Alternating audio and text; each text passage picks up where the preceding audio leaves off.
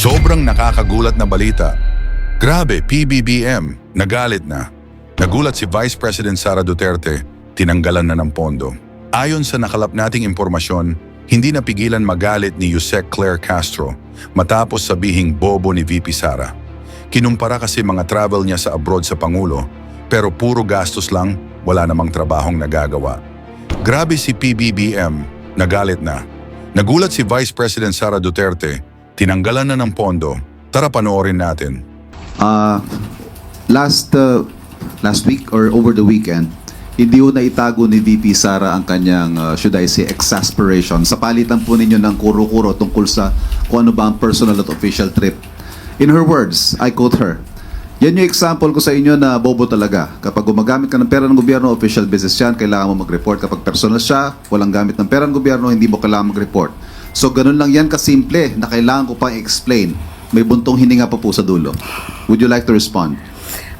Ang kakulangan po sa kaalaman sa batas, sa ethical standards ay hindi po maikukubli sa pagmumura o pang-iinsulto.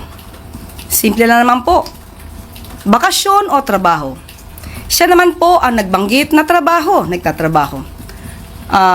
Not on a holiday. So kapag nagtrabaho, dala ang posisyon, dala ang bandera ng Pilipinas, may official functions. Ayon na rin sa RA 6713, public office is a public trust. So dapat ipalam ano ang naging magandang resulta sa pagtatrabaho. Kung walang mai-report, baka walang natrabaho. Ang Pangulo, focus sa trabaho. Kapag po siya man ay umaalis ng bansa, may dalang magandang balita. May magandang naging relasyon sa iba't ibang leaders. Isa dito ay ang pagsagip sa buhay ni Mary Jane Veloso dahil sa magandang relasyon sa Indonesia. Ang pagpapauwi, ang pagpapabalik ng dating mamabatas na si Arnulfo Teves. Pati na po ang mabilis na pagbabalik kay Alice Goo. At sa Japan, inaangat ang turismo ng Pilipinas. Yan po ang trabaho na dapat ipagmalaki kung talagang nagtrabaho. Sa survey po na isinagawa ng Okta Research, lumabas na mas nakararaming Pilipino ang pabor na bumalik ang Pilipinas sa ICC. Is this something that will further the President's openness to rejoining the ICC, or will it create a sense of urgency for the country to rejoin the ICC? Sa ngayon po ay hindi pa po natin napag-uusapan yan, hindi pa po nababanggit ng Pangulo. Pero yung ganito mga sentimiento po ng ating mga kababayan ay dinidinig naman po ng ating Pangulo. So tignan na lang po natin sa mga susunod na araw kung ano po ang magiging saloobin ng Pangulo sa pag-rejoin sa ICC. Katrina Domingo, ABS-CBN. Good afternoon, Undersecretary. Ma'am, just a follow-up question first on the BOC appointment. Does this mean that the former commissioner and the 6 other officials who were removed from their posts were tagged in anomalies within the agency? We cannot say that. We cannot say that. The only purpose of the President is there is a continuing performance evaluation. Everybody is on notice. Everybody is on probation. We have to work better for the country and for our fellow men, Filipino people. Okay, ma'am, on the Justice Secretary Jesus Crispin Remulla said yesterday in an interview na he has already relayed to the President his intentions to apply for the Ombudsman post, which will be vacated by mid this month. Ano po yung naging response ng Pangulo doon sa pagsabi ni Justice Secretary Remulla na he wants to vacate the DOJ to transfer to the Ombudsman? Wala pa pong nababanggit ang Pangulo kasi wala pa rin po yung shortlist na tatanggap ang Pangulo. So, hintayin na lang po natin kung ano po ang magiging pasya pag sa tamang panahon. But does Remulla have the blessing of the President to vacate the DOJ?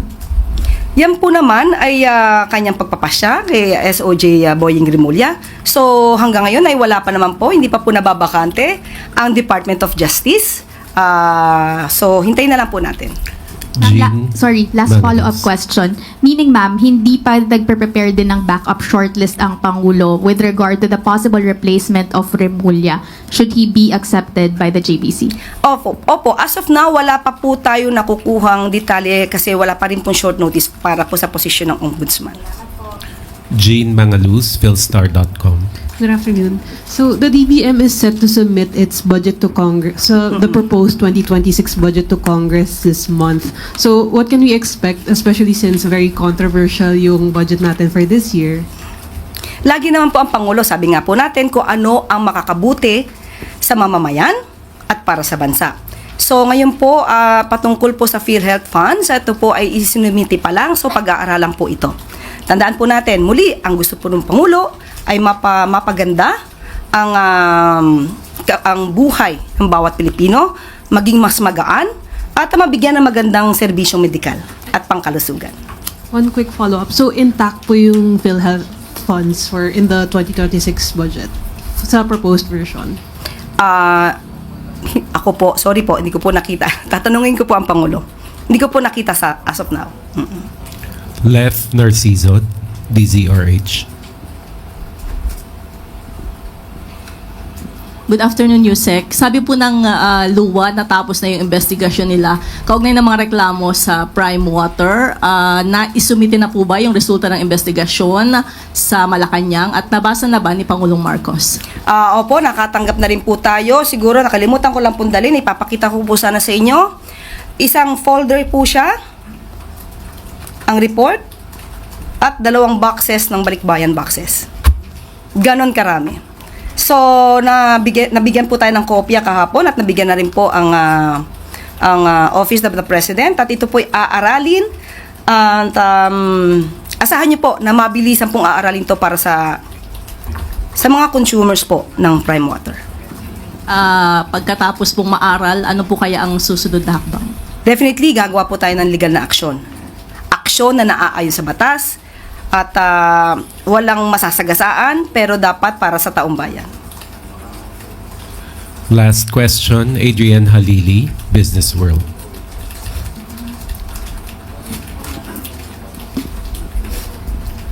Hello, ma'am.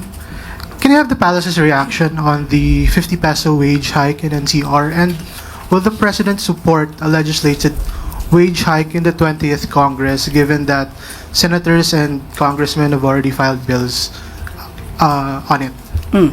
Noong pa po natin sinasabi, gumagawa po talaga ang programa ang Pangulong Marcos Jr. para sa ikagagaan ng buhay ng bawat manggagawang Pilipino.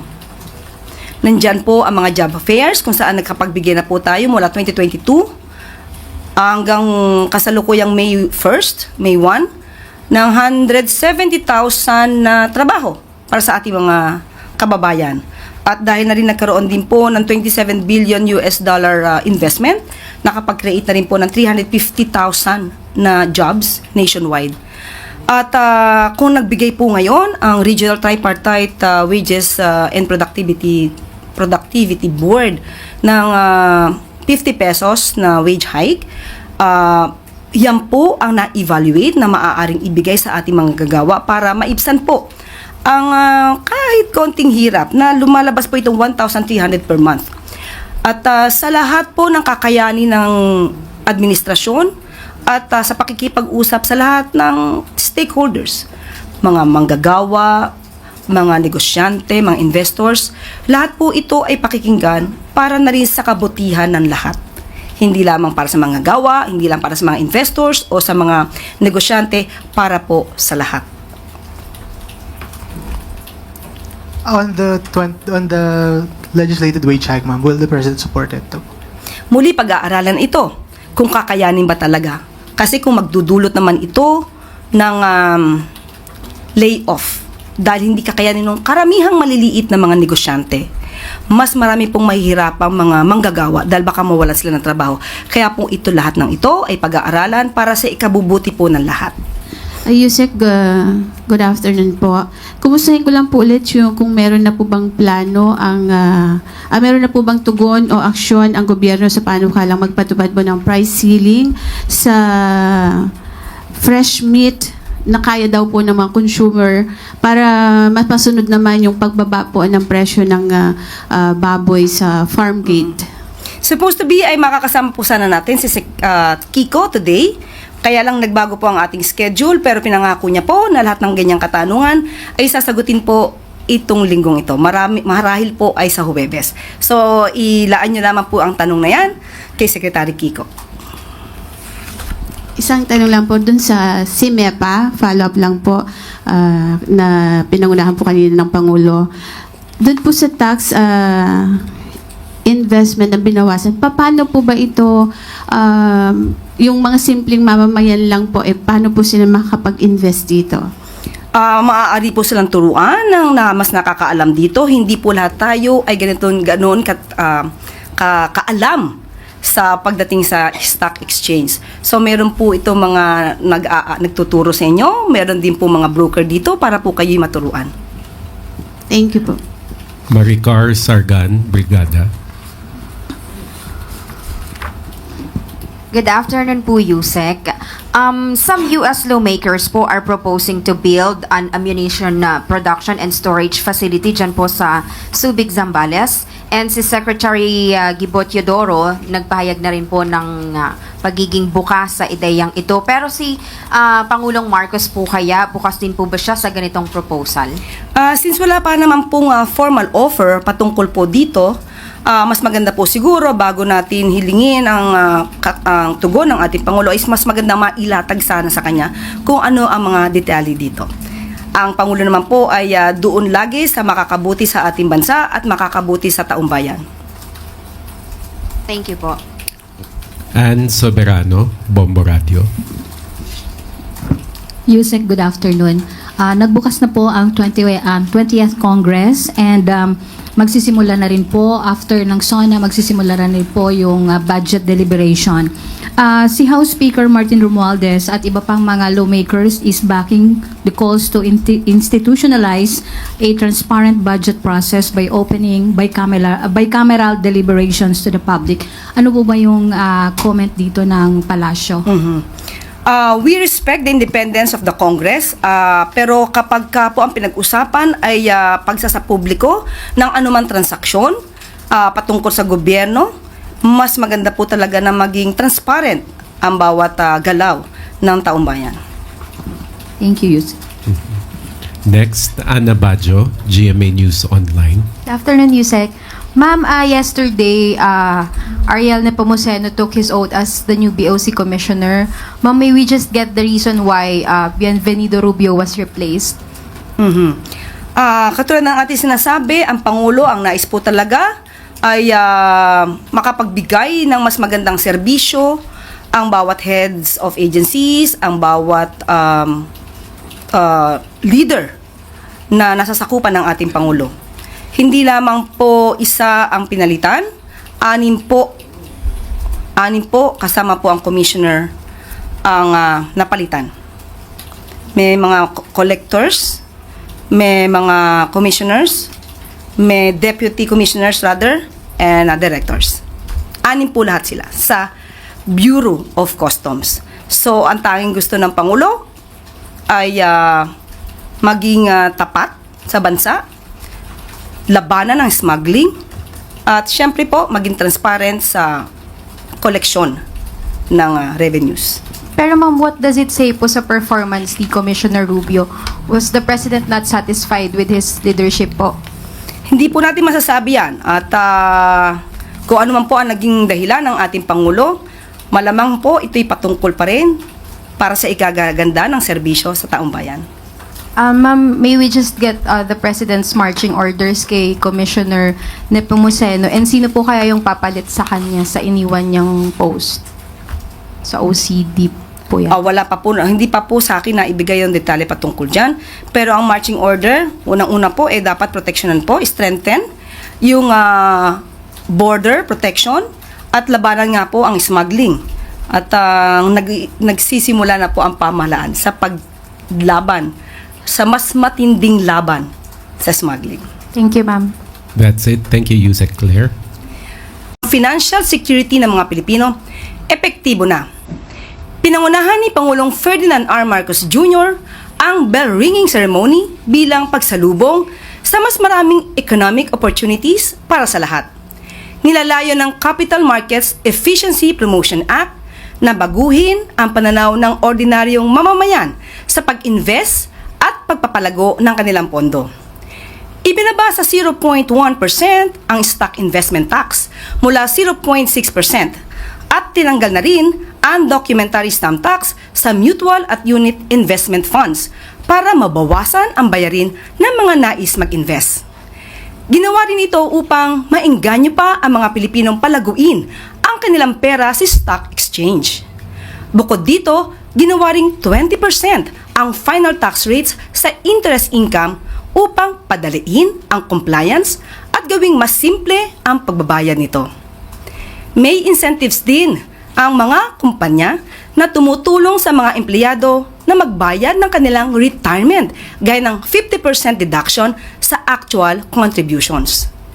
Tinatayang nasa 25 billion pesos ang magiging net revenue mula sa bagong tax reform na siya namang gagamiting pondo para sa mga mahahalagang proyekto ng gobyerno, gaya ng mga kalsada, paaralan, mga ospital, at iba pang social safety net programs.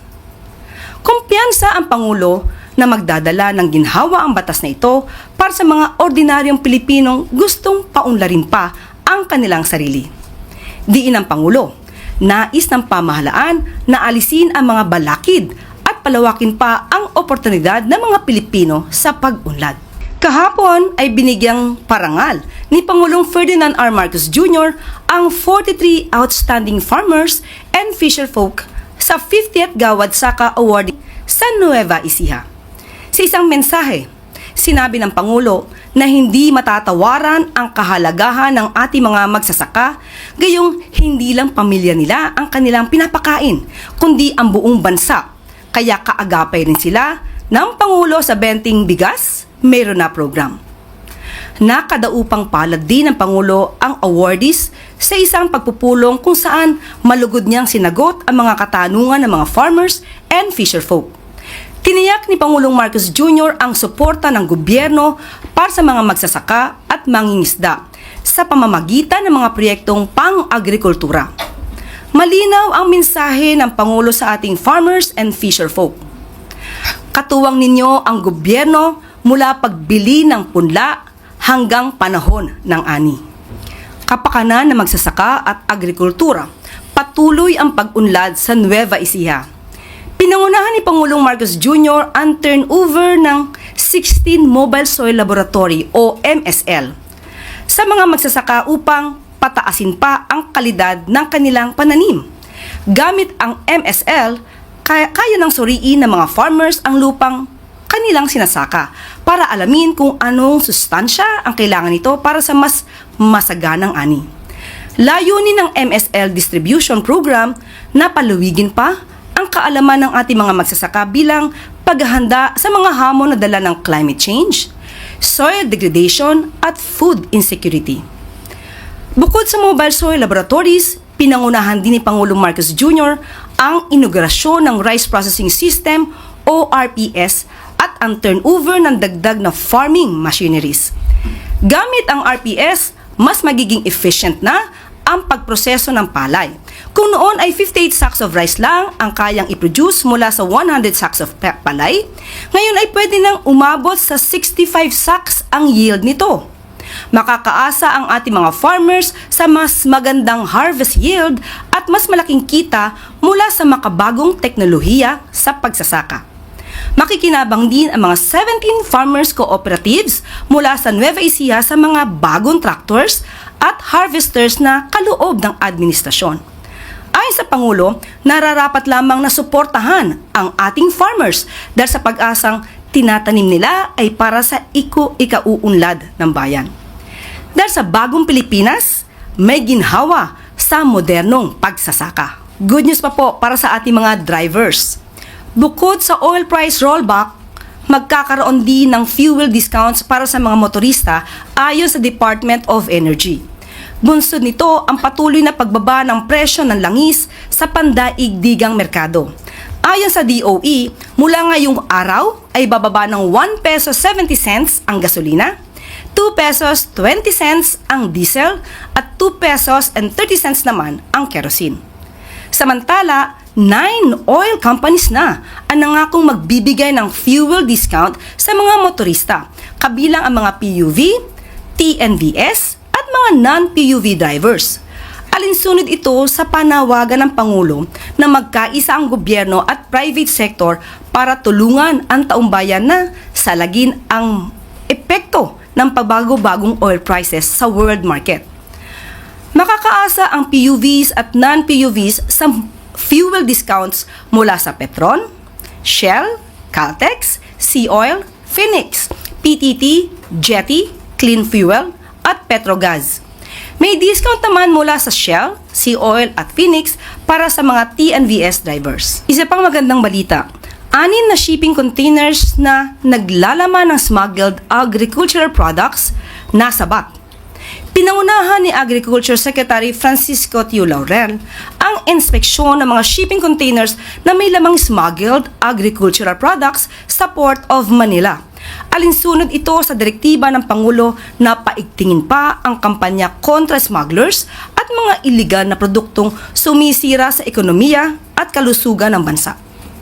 Tinatayang nasa 34 million pesos ang halaga ng nasabat na mga illegal items, kabilang sa mga naharang ng DA ang mga misdeclared frozen fish at red and white onions. Naging matagumpay ang operasyon laban sa smuggling dahil sa mabisang koordinasyon sa pagitan ng DA, Bureau of Customs, DOH at FDA. At bago po tayo magtapos, 6 na Pinoy seafarers ng MV Herman Star na 2 buwan nang na-stranded sa kanilang barko, sinagip. Nasagip na ang 6 na OFWs sa pangunguna ng DMW at OWA, 2 buwang na-stranded ang mga nasabing crew members dahil sa unseaworthiness ng kanilang vessel na nakadaong sa karagatan ng Lubok, Iloilo. Dumulog din ang mga seafarers na 3 buwan nang hindi na ibibigay ang kanilang sweldo at mga benepisyo, kaya agad namang inaksyonan ng DMW ang nasabing reklamo. At ayon nga kay DMW Secretary Hans Kakdak, alinsunod sa direktiba ng Pangulo, naresolba po ito. Matapos ma-rescue, nakatanggap ng 100 pesos na financial assistance ang mga nasagip na seafarers mula sa MW at OWA. Nilalakad na rin ng DMW at OWA Transportation ang mga OFW pa uwi sa kanilang mga bayan. Okay, uulitin ko po, 100,000 pesos financial assistance. Baka hanapin sa akin yung sumobra. Okay, maraming salamat. At dito na po nagtatapos ang ating press briefing. Magandang araw para sa bagong Pilipinas. Ngayon, ikaw bilang Pilipino, ano ang masasabi mo at reaksyon sa balitang ito? Mag-iwan ka ng komento sa ibaba at atin pong babasahin isa-isa.